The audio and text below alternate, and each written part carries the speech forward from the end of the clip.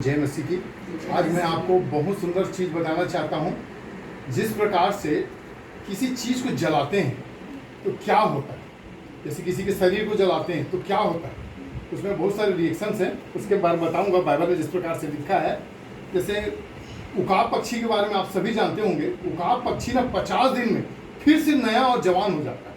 Bible में लिखा है जब उकाब बुजुर्ग हो जाता है तो अपने पंखों को निकालता है और फेंक देता है, फिर उकाब के लिए बहुत कठिनाई से वो अपने आप को पुनः स्थापित करता है। वैसे हम लोग को भी पुनः स्थापित करते हैं। जैसे ईश्वर हर टूटी चीज़ों से क्या इस्तेमाल करता है, मालूम, बहुत खूबसूरती से।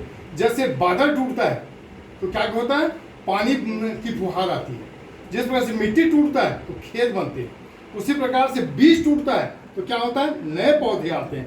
इसी प्रकार से जब हम अपने आप को खुद को टूटा हुआ महसूस करते हैं तो क्या होता है मालूम आपको, आपके जीवन में परमेश्वर आशीष लाना चाहता है, आपको नया बनाना चाहता है। क्योंकि हमारा परमेश्वर चाहता है, जिस प्रकार से यीशु मसीह ने क्या किया, अपने शरीर को तोड़ा, शरीर को तोड़ा, तब हम क्या हुए, आज हम उसको धार करते हैं, मारा गया, गाड़ा गया, और 3 दिन बाद हर टूटी चीजों से शिक्षा लेना है। अगर यीशु मसीह अपने शरीर को नहीं तोड़ता तो आज हम उसको नहीं मानते, क्योंकि हमारे लिए, हमारे पापों के लिए मारा गया, गाड़ा गया और 3 दिन बाद जी उठा।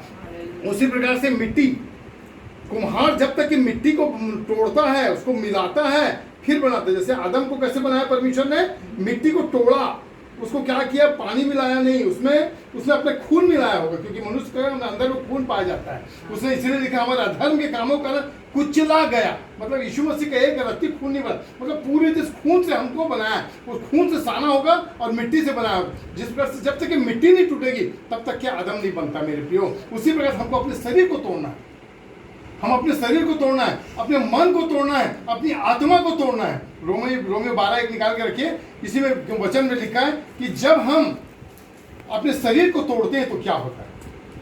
बढ़िया, रोमियो 12:1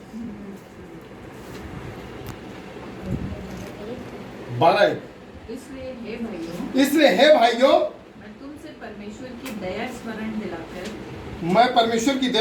दिलाकर विनती करता हूँ कि अपने शरीरों को जीवित दूसरा पवित्र, हाँ, और परमेश्वर को भावता हुआ बलिदान करके चढ़ाओ। तो अपने शरीर को कैसे, परमेश्वर को भावता हुआ बलिदान चढ़ाओ, और यही तुम्हारी आत्मिक सेवा है।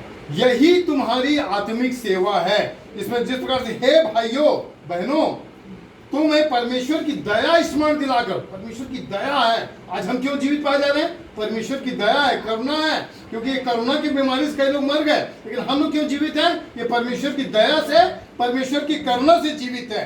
इसलिए हमको अपने शरीरों को क्या करना है, शरीर को क्या करना है, जीवित।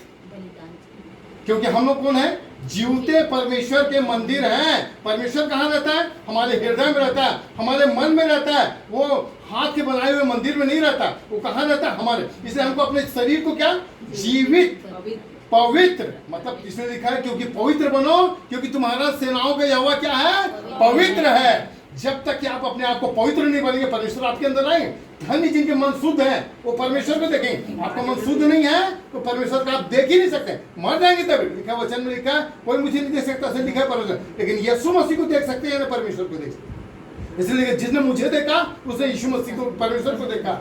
इसलिए परमेश्वर कहाँ रहता है, हमारे हृदय में रहता है। सबसे पहले स्वर्ग हम लोग हैं, मंदिर हम लोग हैं। मंदिर यानी मन के अंदर, चर्च यानी CHURCH, मतलब यू आर, बीच में तुम चर्च हो।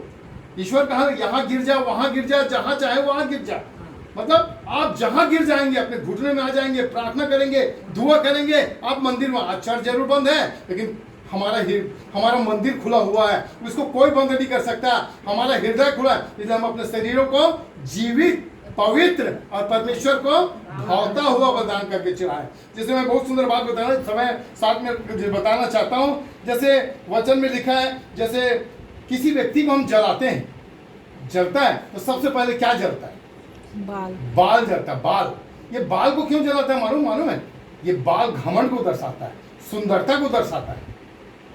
ये शोभा तो झूठी और सुंदरता व्यर्थ है। नीति वचन 31:30 में लिखा है, शोभा तो झूठी।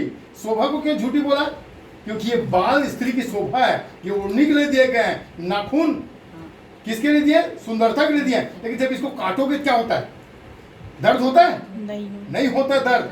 मतलब अपने शरीरों को ये नाखून को काटोगे, बाल को काटोगे, कोई दर्द नहीं होगा। क्योंकि ये क्यों है? शोभा तो झूठी, सुंदरता व्यर्थ है, परंतु जो स्त्री, जो पुरुष परमेश्वर का भय मानता है उसकी प्रशंसा की जाएगी। साफ साफ परमेश्वर को वचन में लिखा है। सुंदरता का कारण क्या है? ये बाल है।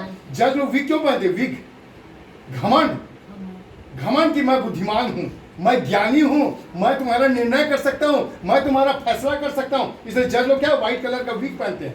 यहाँ पे जैसे वचन में लिखा है, नीति वचन 20 का 29 में साफ साफ लिखा है, जवानों का गौरव उनके बल है। जवानों का गौरव क्या? उनका बल है, परंतु बूढ़ों की शोभा उनके पके बाल। आप याद रखिए, ये शोभा है। इसलिए वचन में लिखा है, शोभा तो झूठी और सुंदरता व्यर्थ है, परंतु जो स्त्री यहोवा का भय नहीं मानती उसकी क्या?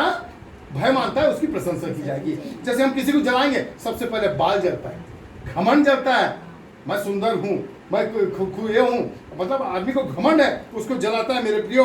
उसी प्रकार से दूसरी बात क्या जलता है? चमड़ा। सबसे पहले बाल जलेगा, फिर खाल जलता है। गोरा है हूं, मैं तो सुंदर हूं, मैं तो काला हूं। आदमी लोग काले गोरे का भेद में आज सब लोग मर गए, मैं तो सुंदर हूं। लेकिन आपका हृदय क्या सुंदर है? परमेश्वर आपके हृदय को देखता है, आपके मनों को जांचता है और मनों को परखता है। मतलब शरीर खाल जलता है। खाल मतलब ये चमड़ा जलेगा, सबसे पहले बाल जलेगा, फिर खाल जलेगा, मतलब ये घमंड जलेगा, सुंदरता का घमंड जलेगा। उसी प्रकार से काले गोरे का भेद जलेगा। उसके बाद क्या जलेगा? मांस जलेगा। मांस, ये डोलने सोलने बोलते हैं। अभी बोले ना, जवानों का बल क्या है? ये बल दिखाते हैं, ये बल मतलब ये जलेगा पूरा, ये जो मांस जलेगा, मतलब सबसे पहले आपका बल जलेगा। उसके बाद क्या जलेगी मालूम है? आंख जलेगी। जैसे हम लोग जलते हुए कभी आप लोग नहीं देखे होंगे, लेकिन जलता तो आंख जलेगा। उसके बाद आंख, तुमने गंदी चीजों को देखा ना, जलाता हूं उसको, नरक में जाएंगे, आंख को जलाएगा। क्योंकि आ और खा, आ मुझे खा, आंख का अर्थ होता है खा। मतलब ये सुंदरता कैसे जानते हैं? सुंदरता नापने का यंत्र है ये आंख। कोई सुंदर है, काली है, गोरी है, किससे बताते हैं हम? आंख से बताते हैं। इसलिए परमेश्वर आंख को जलाएगा आपके। उसके बाद कान को जलाएगा, गंदी चीज को सुनते हो, गंदी चीजों को बोलते हो, मुंह को जलाएगा। फिर उसके बाद किसको जलाएगा? जीभ को जलाएगा। जीभ में आग जल रहा है, उसको जलाएगा परमेश्वर। मतलब लाइन से जलता है। उसके बाद क्या जलाता है? उसके बाद जीभ जलाता है। अधर्म का लोग जैसे जलते रहते उसको जलाता है मेरे प्रियो। इसलिए हम किसी को बुरी चीज कहते हैं, बुरा, उसका भी यहाँ संसार में तो जल रहा है, नरक में अथाह अग्निकुंड में जला जाएगा। उसके बाद क्या जलता है मालूम है? अतड़ी पतड़ी सारी गंदगी जलती है। आप कितना भी कुछ भी खा लो, मनुष्य के अंदर कुछ भी अच्छा चीज डाल लो, कभी अच्छा चीज नहीं मिलेगा आपको। गाय का गोबर काम भी आ जाएगा, लेकिन मनुष्य का काम नहीं आएगा। मतलब कितना भी चीज को मुंह में डालो, कितनी भी अच्छी चीज खा लो, आप वो गंदगी में ही बदल जाता है, वो कोई काम का नहीं है मेरे प्रियो। परंतु इसीलिए अतड़ी पतड़ी जलेगा, सारी गंदगी जलता है। इसलिए अपने शरीर को जीवित, पवित्र और भावता हुआ बलिदान करके चढ़ाओ। यही तुम्हारी क्या है? आत्मिक सेवा है। इसलिए वचन में लिखा है। उसके बाद क्या जलती है? हड्डी।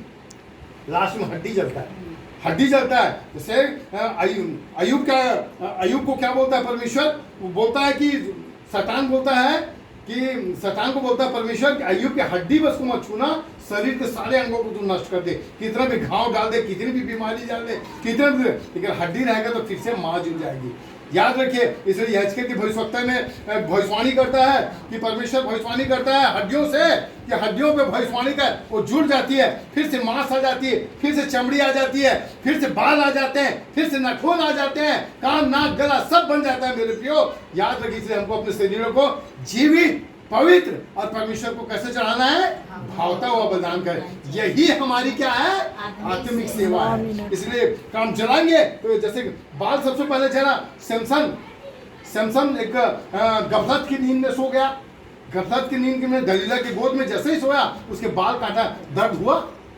नहीं हुआ, उसको पता भी नहीं चला। उसी प्रकार से आपके अंदर का घमंड आएगा, आपके अंदर जो आपको जब अभिषेक आता है तो पता नहीं चलता है। जो अभिषेक चला गया तो भी पता नहीं चला, आता है तो पता चलता है, अभिषेक आता है तो पता चलता है, परंतु अभिषेक जब चला गया उसको पता भी नहीं चला। इसलिए हमको जागते रहना है, प्रार्थना करते रहना है और निरंतर प्रार्थना करना है, क्योंकि प्रभु यीशु मसीह में परमेश्वर की यही इच्छा है इसलिए जागते रहो, प्रार्थना करते रहो, हर बात के लिए धन्यवाद दो। यही परमेश्वर की इच्छा है मेरे प्रियो। इसलिए हम अपने शरीरों को जीवित, पवित्र और भावताओं प्रदान करके चढ़ाते हैं। जैसे मैंने बताया, सबसे पहले जलता है बाल, फिर जलता है खाल, फिर जलता है मांस, फिर जलता है आंख, फिर जलता है जीभ, फिर जलता है अथड़ी पथड़ी, फिर जलता है हड्डी। इस प्रकार से परमेश्वर ने हमको सिखाया, इसलिए हमको अपने शरीरों को जीवित, पवित्र और परमेश्वर को भावता हुआ बलिदान करके चढ़ाएं। यही हमारी क्या है?